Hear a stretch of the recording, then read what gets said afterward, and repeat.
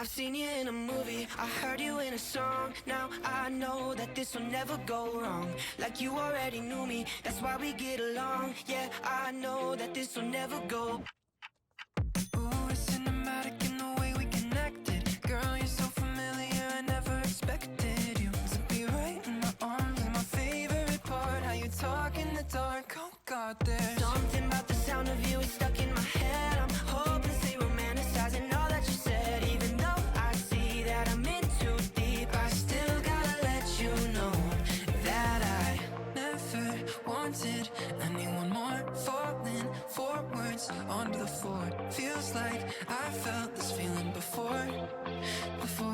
I've seen you in a movie, I heard you in a song. Now I know that this will never go wrong. Like you already knew me, that's why we get along. Yeah, I know that this will never go wrong. I've seen you in a movie, I heard you in a song. Now I know that this will never go wrong. Like you already knew me, that's why we get along. Yeah, I know that this will never go wrong. This will never go wrong.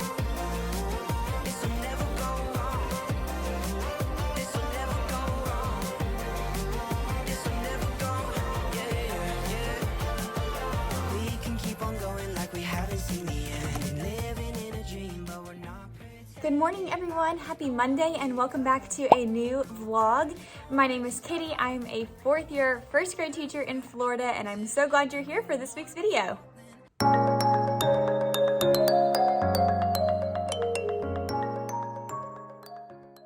I have already been here up at school getting things done this morning. I prepped almost everything that I needed to do on Friday, so I just came in today, my usual early self. I'm usually here around 7:05-ish, and I took care of a lot of the Monday things that I needed to do. I set out math journals. I went ahead and wrote student names on homework and put them in their mailbox, so their new homework sheet is ready to go. I picked up copies. Well, actually, I made some copies because the copies I put in last week weren't done yet, and that's okay. So I picked up some, and then I made one that I need for centers this week. And I'm trying to think if there's anything else that I've done since I've been in this morning. So the next thing that I kind of need to do is work on my to-do list so I know what I need to do during planning today. And I am working to stay ahead. So I'm seeing my homework stack is starting to deplete, so I need to see what week I need to do next for homework. And there was something else that I needed to do. Oh, math journals. My math journal stack was starting to deplete as well, so I need to prep some math journal questions for the next coming weeks. I think I have for the rest of this week, but then I don't know if I have what comes next. So I need to work on that as well. So I'll put some of those things on my to-do list. I feel like my brain's running a million miles an hour this morning, if you cannot tell. I had a great weekend. I did not do anything school related. I spent time outside. We played pickleball. We went to church. We did grocery shopping. We meal planned for this week. I think I'm feeling tired today though because I started my workouts back.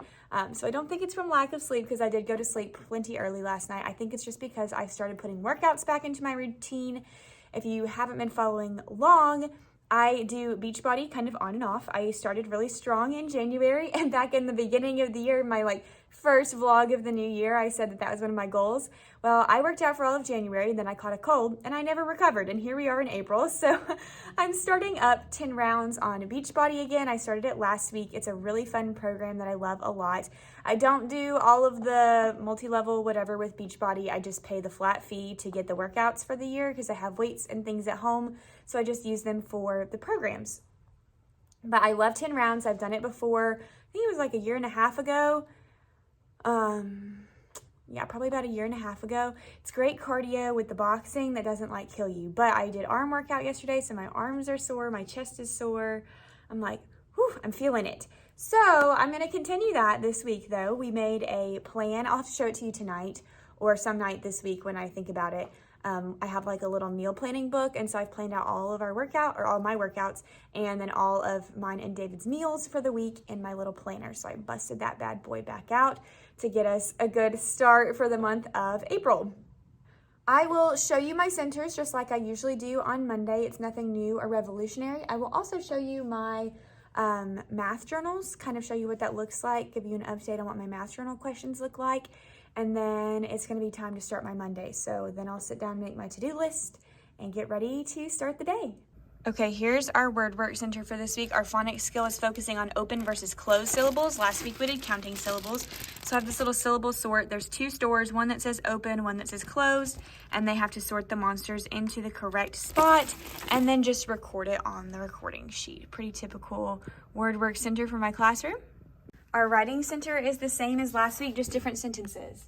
So it's a read it, fix it, and write it. They read the sentence, they fix the capital and the punctuation. They check off to make sure they did all their goals. I think I'm going to do like some writing boot camp lessons in the upcoming weeks. So this is going to be good practice so they get in the habit of doing these things. Lastly, here's what my math journals are looking like. Oh, this thing's kind of crooked. There we go. We've been working on comparing numbers. So for this week and last week, our math journal questions are all just drawing two numbers and comparing them because I'm like drilling that with my kiddos.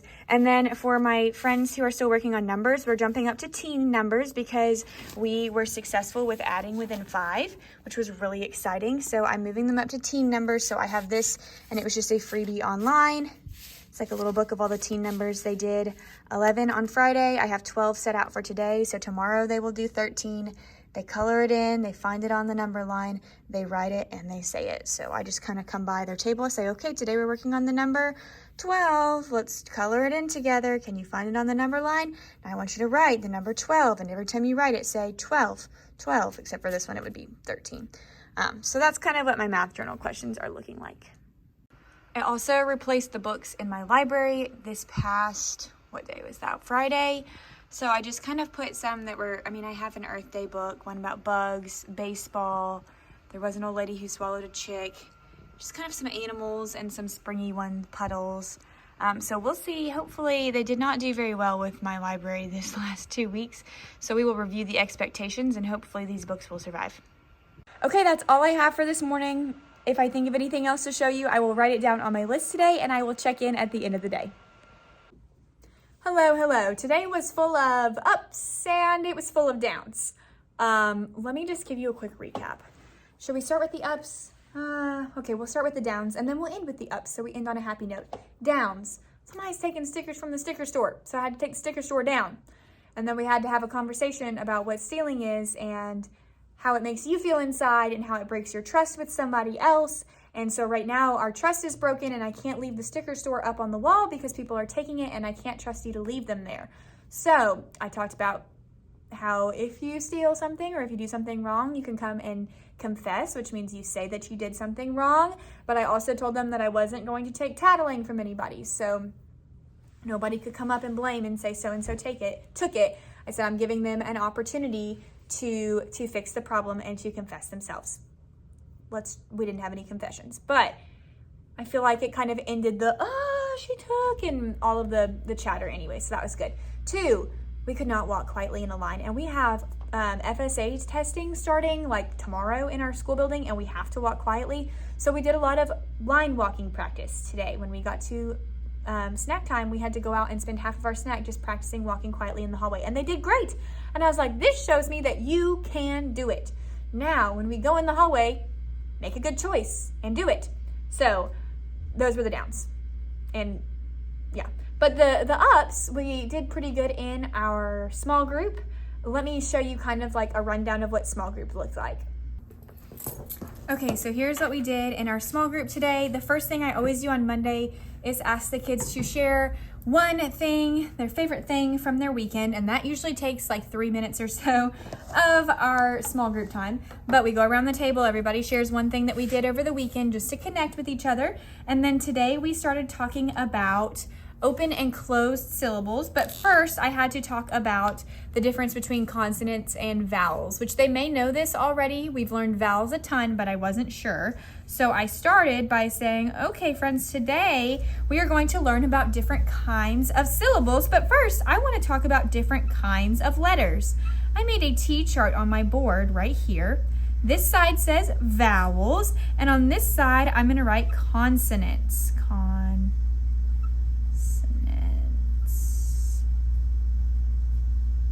Like this. All right, and then I said, can somebody raise a quiet hand and remind me what one of the vowels are? And then we went as a class, and we went A, E, I, O-U. I said, awesome. And all of them have a short sound and a long sound. Then I said, okay, a consonant is any letter that is not a vowel. And I talked about how when you make the vowel sounds, the air goes from your diaphragm all the way out of your mouth with nothing to stop it, like ah, eh, ah. But when you make a consonant sound, you're using something like your tongue or your lips or your teeth to stop the sound. Can anybody think of an example of a consonant sound? And they said teat, S, W. Here were some of the ones I thought of. P, M, R. And I said, great job, C. Okay, D and B. And we kind of stopped right there. I said, great, we have vowels and consonants. And then I said, let's practice finding vowels and consonants in a word. So I kind of slid that forward. Said, I'm going to start with my name. So I wrote my name, Alan, on the board. And yes, it is spelled irregularly, but we did not talk about that today because we are just looking for vowels and consonants.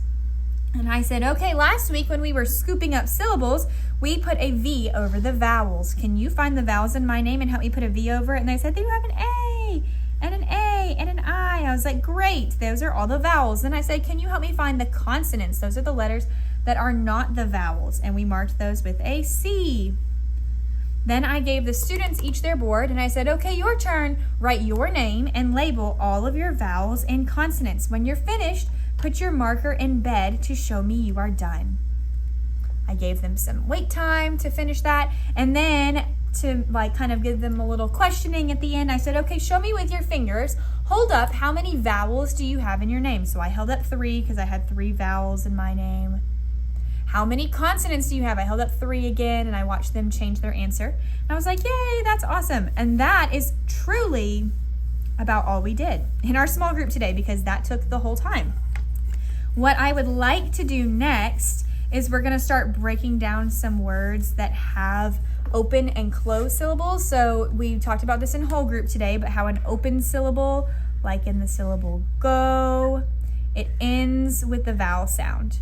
Then we talked about how in a closed syllable, like in the syllable kin, it does not end with a vowel sound. It has the vowel sound here and a consonant sound comes at the end.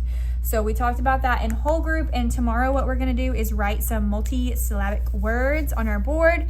We're going to practice scooping up the words, marking the vowels and the consonants and the vowels and the consonants and the consonants and the vowels. And then I put numbers under the syllables, and so I can refer to them by number and say, okay, syllable 1, open or closed, and we'll talk about how we know. Like this one would be closed because it ends with a consonant. This one would be closed, it ends with a consonant. And this one would be open because it ends with a vowel. So we will just practice that at our table for a while tomorrow. So that's kind of what small group will look like, what it looked like today, and then what it will look like tomorrow. Okay, another up was our whole group went well. They were really focused and they were listening, and I feel like they understood the open and closed syllables. And then the last up that we have, actually I guess we have 2 more. One of them is we did a really fun game in math. Let me show you how I teach them how to play mystery number. Okay, I'm going to show you how we played the game Mystery Number to start our math lesson today. I use an online digital number line. I just type in number line on Google, and this is the first one that comes up. I've used it forever. It's from apps.mathlearningcenter.org. I will link it below if you need a digital number line. And then I also use the notes program on our smartboard. So if you have Easy Note on yours, mine's just like the little EN. This is what it usually looks like when you pull it up. It's like a blank whiteboard you can use on your Clear Touch. This is what we did in intervention today. But if you click on the computer button right here, it takes it to where you can edit and annotate on the screen. So it gives you this handy little menu bar right here that you can drag around to anywhere on the screen, and you can draw on top of what you see on the screen. So that's what I use, the digital number line and then the Easy Note program. And I set up the stage. I said, okay, we are going to play a game on the number line today. I have a mystery number inside of my head. I'm going to give you 2 clues to start to figure out my mystery number. Here is my first clue. So I took my pen and I wrote the clue on the board so they could reference it again. So my first clue is my number is greater than 5. Greater than 5. So I asked them to think about what they thought that clue meant, and if there were any numbers on the number line that we knew could not be my mystery number. And of course, after thinking about it for a minute, we discovered that the mystery number cannot be, here's the number 5, it can't be 1, 2, 3, 4, or 5 because those numbers are not greater than 5. So we crossed all of those off. Then I said, okay, are you ready for the second clue? And they said, yes. I said, okay, here's my second clue. I have a hair in my eye. Woo! All right, second clue is my number is less than 20. Let me move that menu down here. Less than 20. So I said, okay, now that we know it's less than 20, are there any numbers we do not need on our number line that can't be correct? And after we talked about it for a little bit, we decided that it can't be 20, and it can't be any of these numbers because all of these are more than 20, and my number has to be less. So then we were left with these in the middle. And then I said, okay, guess what? I am not going to tell you another clue. And then I went, oh, I was like, but you guys get to ask me questions to figure out some clues to figure out the number. Now, the catch for playing mystery numbers is you cannot ask me, what is my number? And you can't raise your hand and say, is your number 11? Because I'm going to say, I don't know. You have to ask me a question about the number that gives us an extra clue and helps us narrow it down to figure out what the number might be. Of course, this takes a lot of practice for the first couple of times you play. And I had somebody like, is it 18? And I was like, oh, I can't answer. Is it blank? You have to ask me a question about the number. Like, is the number greater? Is the number less? Blah, blah, blah. So the first one that they came up with that was finally like not just asking what the number was one student asked, does it have a 6? And I said my mystery number does not have a 6. So none of the digits are a 6. I thought that was a great clue to start with. So then we looked up at the board and we said, okay, we can cross off the number 6 because 6 has a 6 and my number does not have a 6. And then we could cross off the number 16 because that one also has a 6 and my number does not have a 6 anywhere. Then I let them keep thinking to themselves, trying to figure out another clue. I think the next clue that they came up with was, does your number, or the question that they asked me was, does the number have 10s and 1s? So I said my number has 10s and 1s. And we looked at the numbers and we said, is there anything we can cross off we know can't be the mystery number? And they said, oh, we can cross off 7, 8, and 9 because those numbers don't have any 10s. Then I had one student that said, technically we can cross off 10 as well because the number 10 doesn't have any extra 1s. So we crossed off the number 10. At this point, we were like quite narrowed down. And I always write the clues that they, like the questions they ask and the additional clues up here because for some of them who are having a hard time coming up with their own clue, being able to see it up on the board and see, okay, these are the old clues, helps them come up with a new one.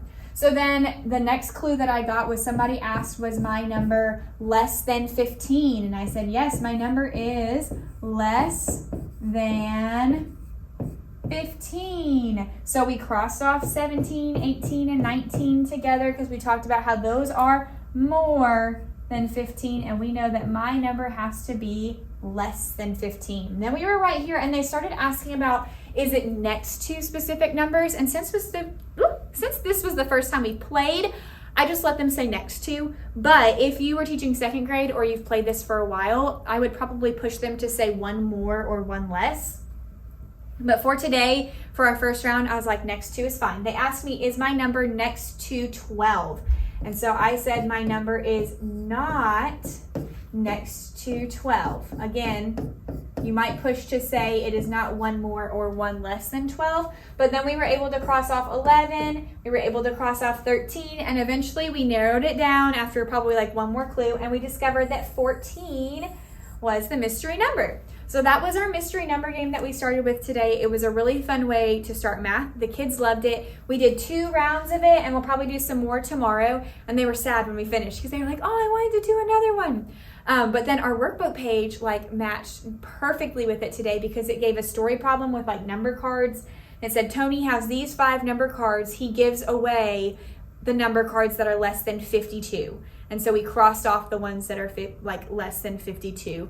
And then it was like, he keeps the ones that are greater than 70. And we circled the ones that he kept. And they were so excited because they were like, we did this by ourselves because we did it on the number line for the missing numbers game at the beginning. So it was a really great connection aha moment for them. Also, I would recommend what we're probably going to do tomorrow is take our number line and slide it down a little bit and play the same mystery number game, but this time do it with higher numbers and then numbers that are a little bit higher and numbers that are a little bit higher. So it kind of stretches their thinking and goes beyond just 1 to 20 because our curriculum has them comparing numbers that are way bigger than that. So that's kind of what my next step would be. Okay, and then the last up that we have was we are taking our final STAR early literacy test on Wednesday, and we did data binders at the beginning of this semester. And so today I was able to pull all my students during computer lab time, one at a time, and we looked at their graph to see how their scores have been progressing from August to October to January. And then we made a list of ideas of what we can do to get ready to take this last one, and their ideas were so good. They said, keep trying, think about it, read the answers, be extra focused, do my best, pick the best answer, read the words, stay quiet, make sure you're looking at your computer and work hard, don't guess or rush. All of those were student ideas. And so I kept writing them down and I said, we're going to share these and go over them on Wednesday. So I'm going to put them up on a slide and I'm going to have it up there. We're going to go over them, talk about all of their advice. These are their tips that they came up with, not what the teacher's saying. This was their idea to help get their score to grow. We just talked about making that line grow to show what we know. So I thought that went really well and they came up with so many good ideas for that. So that is all I've got time to share that is all I have time to share today because we do have our data meeting after school in just a little bit, and I'm going to wrap things up and shut everything down in my classroom. So as soon as the data meeting is over, we can head out and I can go home. But I will check in with you guys tomorrow. If I remember tonight, I'll show you our meal plan thing. If I forget, I'll show you later this week, but I will definitely check in tomorrow. All right, here is my meal plan book. It's just a wellness log from Erin Condren, and I got it a couple years ago. We kind of use it on and off. David and I have done Daniel fast before, and that's when we started using it the most. But I'm picking it back up again because when I get busy, it helps me. So on one side, it shows your activity. So I literally put out every single workout that I'm doing this week from the Beachbody program. So I just did this one. Yay. This will be tomorrow. This will be Wednesday, Thursday. I go to the dentist on Friday, and then I put in a rest day. So it's got a lot of places that you can put other things like water intake, steps, hours slept. I have not done that before, but it would be a cool way to track it as well. Then on this side, it has a spot for you to plan out your meals. So it's got breakfast, lunch, dinner, and snacks. We're kind of creatures of habit. There you have turkey, apples, rice chips. I literally have that every day. So if it's something we're having a bunch, I just write it and draw the arrow down, but that's kind of where we plan out our meals. It kind of falls apart during the weekends because we don't plan those out as much, but during the week, that helps me figure out what we're having for dinner every single night. So I break this out when I'm busy or when I'm fasting, and we're busy right now. So I'm using the book to help me stay organized. I heard you in a song, now I know that this will never go wrong. Like you already knew me, that's why we get along. Yeah, I know that this will never go wrong. I've seen you in a movie, I heard you in a song. Now I know that this will never go wrong. Like you already knew me, that's why we get along. Yeah, I know that this will never go wrong. This will never go wrong. This will never go wrong. This will never go wrong. This will never go wrong. Good morning, happy Tuesday. I am here bright and early, or should I say dark and early, to get some things done before I have morning duty today. Here are the things I'm going to do. Number one, I'm going to show you my outfit because I like my outfit today. Number two, some things that I left to do yesterday. I did not finish fixing my whole group slides, and I'll show you what that means, like why I needed to fix them. When I get to it, I'll kind of show you what I'm going to do to fix those. And then I did not complete a survey on my practicum students that's required for me to complete. So I'll probably do those two things this morning before morning duty and leave the rest of my to-do list to do during my planning time today. So since I don't have as much time. I like this multitasking thing I've got going here where I keep looking to my board and logging in. Since I do not have that much time, I'm gonna go ahead and jump into those 3 things. So let's get this Tuesday rolling. First up is the outfit. Another new Old Navy outfit that I love so much. These midi skirts are giving me life. I should have bought like 4 more of them. Hello, they have pockets. Amazing. It fits pretty high-waisted. It's probably sitting like right here on my waist. And then I just have a black Old Navy Luxe shirt. It's one of their like super soft kinds right here, and it's stretchy enough that I could just tie it in a little knot. And I just have that on top with the skirt. So I might go back and like get this in multiple colors because I've already worn it a few times. Accessory wise, I have my Ana Luisa pieces. I will link them again in the description if you still want to take advantage of their April sale they've got going on Ana Luisa earrings. And I just have my hair in a bun because it's the second day I've worn it and I got sweaty yesterday when I did my workout. So I did a lot of dry shampoo and I'm just wearing it in a bun. So there is my teacher outfit of the day. All right, here's what I mean by fixing my slides. I'm hoping to do a video soon about how I create my slides for reading whole group because a lot of you guys have been interested in it, but I love to put interactive elements into my slides. So we're working on open and closed syllables. I just found this, usually I find them free online or I find one that's pretty cheap on TPT and I insert them into my own slides. So I found this syllable sort, but the problem is when we do it on our smartboard over there, if the box is a text box, when students click on it to drag, it thinks that we're trying to type. And so it's impossible. They have to grab it right there on that little spot to drag it over, which is easy to do on a mouse. And if you're, 27 years old, but when you're 6 years old and you're using a pen on the smartboard, it's like almost impossible. So what I need to do is go through to the word sorts that I have, like this one, and double check. See right here. And make all of these text box. Instead of making them text box, I'm going to screenshot them and make them images, which is kind of a pain, I won't lie, but this is like the best workaround that I've found for it. A lot of people will already make it images, but the benefit of making it a text box is then you can edit it. But in this case, I don't need to edit. I just need the pieces to be easily movable from the smartboard. So I'm just gonna keep screenshotting all the way until I get to the end of this pile. And you would do this for any element that you want to move on your Google slide. So I do not want this to take forever.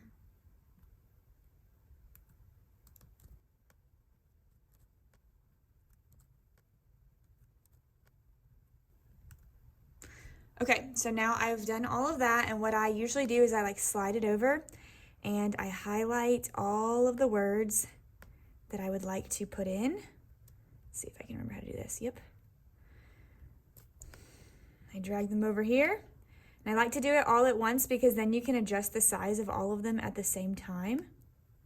So I think the size they were at is pretty good. And then all I have to do is drag them back into the box to like stack on top of each other. I'm gonna try to like vary it up. So we've got some closed, some open. It looks like they're going in like their own order, probably the order in which they were screenshot anyways. Okay, and so now when we get to this part in our whole group slides today, all the students will have to do with the pen is click on it and drag it to the correct spot. That wasn't the correct spot. Drag it to the correct spot like that. So that's what I mean by like fixing my slides today. This is the one we're doing today, and I also have to go because I have some of these in there tomorrow. So this is going to be a fun and dandy time to fix all of these. Let me go ahead and throw away all of those screenshots that I no longer need. Make sure they still look good on that slide, even though I threw them away. Cool. And then I'm going to get to work on fixing the rest of them. I've seen you in a movie, I heard you in a song. Now I know that this will never go wrong. Like you already knew me, that's why we get along. Yeah, I know that this will never go. Ooh, it's cinematic in the way we connected. Girl, you're so familiar, I never expected you to be right in my arms. And my favorite part, how you talk in the dark. Oh God, there's something about the sound of you, it's stuck in my head. I'm hopelessly romanticizing all that you said, even Okay, we wrapped up our Tuesday today. It was not a terrible day. Actually, like the whole morning went super smooth. Like it was probably the smoothest the morning has ever been. The afternoon was bumpy. Afternoons are always bumpy. I think they're tired and they're done. And we're doing math, so I struggle. And I'm trying really hard. So there's that. I did have a funny story written down. Let me share it with you. Today during our intervention time, we had intervention time in our classroom. So I pulled students to progress monitor, and I always write things up on the board. I've done this since we started back in, I guess, January. On Tuesdays, I write 3 things that they are responsible for. We're working on independence, and so they have to like do those 3 things. They can't ask me. They look at the board. So today they were like, do I get on iReady reading or math? And I just kind of looked at the board and they go, oh, and they'd read the board and say iReady math. So they knew what they needed to get on. But at the end, I was like, if you're doing your work for the last 10 minutes, we can get on a math game like Prodigy or Teacher Monster. I said, I'll be watching to see who's earned that math game time. And one of my little friends was like right here by my table, and she was playing Prodigy. And I guess she missed a math question or something, but she kept going, you calling me weak? You calling me weak? And then she said, yeah, I know that word. I know that word. And I was sitting here watching her, and I almost busted out laughing because I was like, yay! I mean, no, because you probably missed the math question, but yay, because you could read the word week with the vowel team in it. She's like, yeah, I can read that word. I know that word. And I just thought that was hilarious, and I was very proud of her for knowing that word. That's about it. I graded papers. I graded a math and a reading assignment, trying to stay on top of the grades today. We did more of our phonics and breaking down words by syllables at the teacher table. I'll just show you. I'll show you like a little rundown of what we did at the teacher table today, so you can get an idea of like what the small group progression looks like. Okay, here was the activity we did in small group today. When the students came to the table, I had my board like this, and I wrote open on one side. Man, I just cleaned the table today, and now I've got marker on it. And now I had closed on the other side, just like this. We reviewed the different letters. We said when it's an open syllable, it has vowels. So we did the same thing as yesterday. We wrote A, E, I, O, U and brainstormed our consonants. Then I erased those, and I gave each student a blank board, and I said, make your board look like mine. I do that a lot. And they said, okay. So they took their board and they made this T-chart with open and closed. Then I kind of slid mine forward and pulled out an extra board. And I was like, okay, I'm gonna write a word part, a syllable on my board. We have to decide if it's an open syllable or a closed syllable and explain how we know. Then we're gonna record it in our chart. So I started with like, he. And I'd scoop it just like we've been doing with the syllables. I was like, is this one open or closed? How do you know? And I'd call in a student and I'd say open because it's got a vowel at the end. I'm like, awesome. And so we would all together write he. Clearly this marker has seen better days. On this side of the chart. And then I erased, I said, okay, I'm gonna write another syllable on the board. Let's see what syllable I write. And I wrote like this. I put like 10.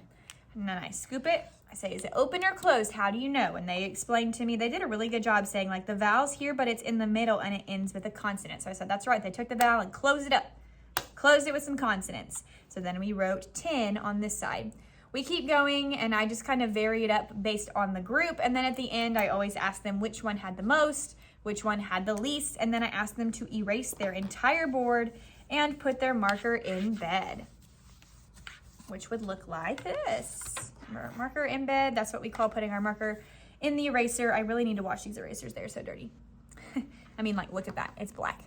Holy moly. And when I wash them, it doesn't like come all the way clean anymore. So they will never be yellow again, but it's fine. Okay, so then what we did next was each group did 2 words, and I tried to pick words that had an open and a closed syllable. All of my groups started with the word bamboo, because that's one that we did last week when we broke it down into syllables, so they were familiar with that word. We started there. I told them to scoop the syllables on their own this week. Last week we did that part together, so they scooped. And then we had to look and decide if the syllable was closed or open. So we looked at BAM, and they told me it was closed because it ends with a consonant. Some of them labeled all of them, some of them didn't, but we talked about how it was closed. So we just did that cool for close. Then we looked at boo, and I was like, what's the sound at the end? They said the ooh sound from the double O. And I said, is ooh a vowel or a consonant? And they said vowel, so we decided this one was an open syllable, just like that. And then the next one that I did with a lot of my groups was the word monkey, because it's a little bit, it's not irregular per se, but it had this tricky Y at the end. So I had them scoop it, monkey. And it's got the tricky Y at the end, so they were really good at figuring out this one's closed because it ends with the consonant sound. But this one was a little trickier. A lot of them said closed because they were like, Y is a consonant. And I was like, yeah, but listen to the syllable. And we said key. I said, what sound do you hear at the end? They said E. And I said, what's making that E sound? It's the E-Y. And I said, what do we know about the letter Y? They're like, he's tricky. Sometimes he's a consonant, sometimes he's a vowel. So we decided in this specific syllable, he is a vowel. And so we decided it was open. So I thought that was a good example to show, like, it's not just looking at the letters, it's listening to the sounds. And we always say that every time we talk about vowels. We say vowels are not letters. They are sounds that start in our diaphragm and come out of our mouth without anything to block them. So A, E, I, O, and U are the letter symbols that we use to make all of the vowel sounds that we have in our vowel valley. So that was kind of what small groups looked like today. Then for math today, we started practicing 10 more and 10 less. Some of them it like clicked right away, some of them not so much. So we have some room to grow there. Our chapter 7 math test is on Thursday, so in 2 days. Tomorrow is going to be our review day. So I'm starting to like plan out what I'm going to do for tomorrow's math block to review, because I need to pull some kiddos and do that again, the 10 more and 10 less. And I think my old math curriculum had a math game with 10 more and 10 less, so I'm going to kind of look that up. It's on my list of things to do, to kind of look up and see if I can find that game and have them play it tomorrow at the table with me to practice doing 10 more and 10 less, because they just don't see it on the 100 chart yet. A lot of them could see, oh, moving 10 spaces is the same as going up or going down. And then some of them couldn't. So that's okay. We got to keep working on it. Okay, I'm going to end off my vlog here. I will make a part 2 for Wednesday and Thursday, and if I show you anything Friday, I'm just going to the dentist Friday, so I probably won't vlog on Friday. But I will include all of that in part 2, so make sure you like and subscribe so you don't miss the second part of this video, see how the rest of our week went. As always, thank you guys so much for watching. I hope this gave you a little insight into some math things that I do and how my small groups look. Let me know if you liked it. Let me know if there's anything you'd like to see. And as always, I will see you guys in the next one.